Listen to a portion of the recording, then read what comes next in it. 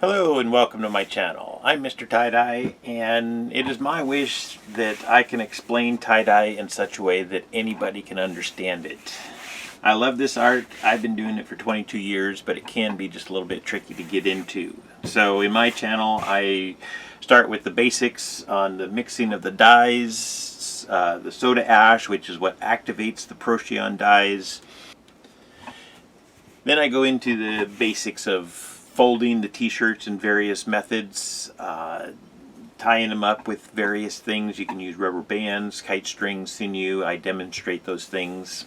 For the beginners, the best place to start is the beginners playlist. I have several videos compiled in that list that are helpful when you're first getting started in this art, and then you can expand out and learn various folds and methods of dyeing. I even go into the removal of color from a black t-shirt and adding color back into it.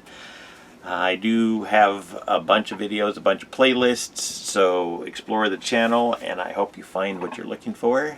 So my goal with this channel is to continue to create new content and just explore with this art of tie-dye that I love so much, and to try to help answer your questions whenever I can, either through the written or video form. So please enjoy this channel.